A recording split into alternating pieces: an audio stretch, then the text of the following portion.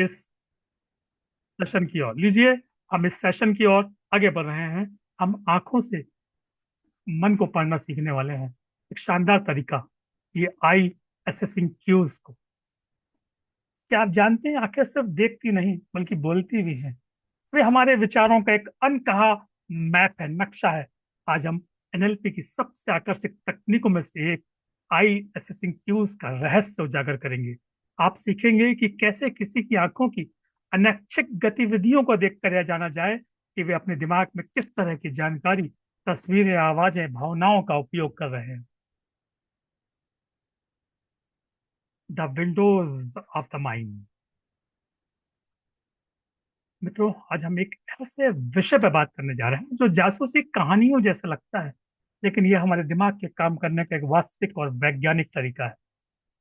मैं आप सबसे एक सवाल पूछना चाहता हूँ, क्या आपने कभी किसी से बात करते समय नोटिस किया है, जब वे कुछ याद करने की कोशिश करते हैं तो उनकी आंखें कहाँ चली जाती, कभी ऊपर, कभी साइड में, कभी नीचे? क्या यह सिर्फ एक संयोग है? एनएलपी कहता नहीं नहीं नहीं, यह संयोग नहीं है। यह उनके दिमाग का वायरिंग सिस्टम है जो काम कर रहा है। ये आंखों की गतिविधियां हैं जिन्हें हम आई असेसिंग क्यूज कहते हैं। हमें सुराग देती है कि व्यक्ति अपने दिमाग के किस फोल्डर या फाइल तक पहुंच रहा है। जब आप एक एनएलपी प्रैक्टिशनर बनेंगे तो आपको व्यक्ति को देखकर समझ में आ जाना चाहिए कि उसकी क्या प्रतिक्रिया, क्या कह रहा है, आपकी बात को सुन पा रहा है कि नहीं। सब उसको देख के, उसकी आंखों को देखकर आप पहचान सकते हैं। How does it work? सिद्धांत बहुत सरल है। हमारा दिमाग जानकारी को व्यवस्थित करने के लिए अलग अलग हिस्सों का उपयोग करता है। जब हम किसी खास तरह की जानकारियां, जैसे कोई तस्वीर या आवाज को एक्सेस करते हैं, तो हमारा दिमाग हमारी आंखों को एक खास दिशा में जाने का संकेत देता है ताकि उस जानकारी तक पहुंचना आसान हो जाए।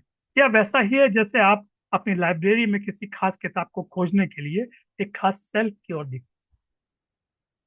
द आई असेसिंग चार्ट हम समझते हैं। अब चलिए उस मैप को समझते हैं जिससे आईज, आंखें फॉलो करती है। यह मॉडल ज्यादातर हमारे राइट हैंड से काम करने वाले लोगों, राइट हैंड पीपल के लिए सटीक होता है।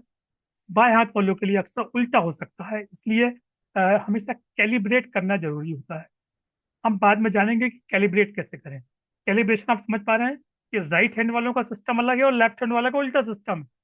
तो जो भी हम कभी मशीन देखते हैं, मशीन को कैलिब्रेशन बार बार करना पड़ता है कि वो चेंज ना हो जाए, तो राइट हैंड वाला कभी लेफ्ट हैंडर ना बन जाए। तो ये कैलिब्रेशन हम करके वो लेफ्ट हैंडर वाले को अलग कैलिब्रेट करेंगे और राइट हैंड को हम एक्सेप्ट करेंगे। Visual construction, VC. Up, right, up, right. यह एक नई तस्वीर बनाना, एक कल्पना करना है। अब आप विचार कीजिए कि गुलाबी हाथी कैसा दिखेगा। आप जैसा देखेंगे तो आपको समझ में आएगा कि आप देख कहाँ रहे हैं। और visual remembered, we are, up, left. कोई आपकी पास्ट या आपने फ्यूचर देखा, अब आप कोई पास्ट की तस्वीर को याद करना। आपके घर के सोफे का रंग कैसा। अब थर्ड है ऑडिटरी कंस्ट्रक्टेड, एसी। आप मिडिल में, और मिडिल के राइट में चले जाते हैं, तब एक नई आवाज बनाना या कल्पना करना। ऐसी आवाज डोनाल्ड डक की तरह कैसी लगेगी, ऋचा जी की आवाज कैसी लगेगी, सोनल की आवाज कैसी लगेगी। ये आवाज बना के हम उसकी कॉपी करना, ये नया बनना। और ऑडिटरी रिमेम्बर्ड, ए आर, हम इसको मिडिल को लेफ्ट लिया लेते हैं। सुनी हुई आवाज को याद करना। आपका पसंदीदा गाना कैसा लगता है? हमको बहुत सारे गाने अच्छे लगते हैं। जब पसंदीदा गाना आता है तो पूरा ध्यान उस पर चला जाता है। तो जो ऑडिटरी रिमेम्बर्ड के लिए हमारी आईज मिडिल से वो लेफ्ट की ओर मुड़ जाती है। Kinaesthetic, down right. जब हमारी इमोशंस, शरीर की संवेदना महसूस होती है, फीलिंग होती है, तो हमारी डाउन राइट साइड चली जाती है। जैसे रेत पर नंगे पैर चलना, उसकी गर्मी को महसूस करना। बरसात के पानी में नहाना, उसकी ठंडक को महसूस करना, बर्फ पे चलना, उसकी ठंडक को महसूस करना। Auditory digital AD, down left, आंतरिक संवाद, खुद से बात करना, सेल्फ टॉक। जब सेल्फ टॉक आदमी करता है तो वो डाउन, उसकी आइज लेफ्ट साइड में होती है।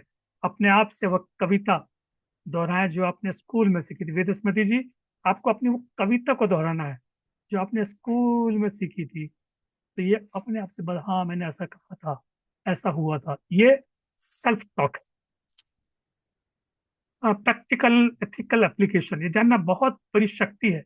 इसे जिम्मेदारी के साथ इस्तेमाल किया जाना चाहिए, या मन का पढ़ना लाई डिटेक्टर नहीं है। इसका मतलब यह नहीं है कि कोई झूठ बोल रहा है या सच, यह सिर्फ यह बताता है कि जानकारी को कैसे प्रोसेस कर रहा है। बेहतर संचार के लिए यदि आप किसी को कुछ समझा रहे हैं और वे लगातार ऊपर की ओर देख रहे हैं, तो शायद उन्हें आपकी बात पर एक डायग्राम या तस्वीर बनाना ज्यादा प्रभावी होगा। बेहतर कोचिंग और काउंसलिंग के लिए यदि आप किसी से पूछते हैं कि आप इस स्थिति में कैसा महसूस करते हैं, वे ऊपर की ओर देखते हैं, तो विजुअल, तो इसका मतलब है उस भावना को महसूस नहीं कर रहे हैं, बल्कि उसके बारे में सोच रहे हैं या उसकी तस्वीर देख रहे हैं। यह आपको गहरे सवाल पूछने में मदद करता है। विजुलाइज कीजिए कि आप किसी सेल्स टीम में मीटिंग में हैं। जब आप अपने उत्पाद प्रोडक्ट की विशेषताओं के बारे में बात करते हैं, तो आप देख सकते हैं क्लाइंट भविष्य की कल्पना कर रहा है। विजुअल कंस्ट्रक्टेड, ये अपनी भावनाओं से जुड़ रहा है। किनेस्थेटिक, या आपको अपनी पिच को तुरंत अनुकूल करने में मदद करता है। Practical exercise, watching for the cues, वास्तविक समय में नेत्र संकेतों को पहचानने का अभ्यास करना। आज हम समान रूप नहीं कराएंगे, आप टीम बना के कर सकते हैं कि दूसरा व्यक्ति को कोई प्रश्न देंगे, वो कैसे देख रहे हैं, तो हमको आईज को देखना है उनकी कहाँ जा रही है, और नोट डाउन करना। क्योंकि आज का सेशन आप बिना नोट डाउन किए, बिना प्रैक्टिस किए, इसमें आप कुछ नहीं कर सकते। तो आपको बार बार इसकी पुष्टि करना पड़ेगा, बार बार आपको रिमेंबर करना पड़ेगा, क्योंकि वो आप बहुत सारी बातों को याद करना मुश्किल होगा। तो आई असेसिंग क्यूज एनएलपी के सबसे आकर्षक पहलुओं में से एक, ये आपको संचार की पूरी नई परत को देखने की क्षमता देता है। आज से आप लोगों से बात करें तो बस नोटिस करना शुरू करें, जिज्ञासा के साथ देखें, आपको लोगों के साथ सोचने के तरीके के बारे में आश्चर्यजनक जानकारी मिलेगी। याद रखें, या किसी को लेबल करने के बारे में नहीं है, या गहरी समझ और बेहतर संबंध बनाने के बारे में है। और यही समझ आपको एक असाधारण संचारक बनाती है, एक श्रेष्ठ व्यक्ति बनाती है। और हम लीजिए आज के इस और सेशन की ओर हम करते हैं, और अंतिम सेशन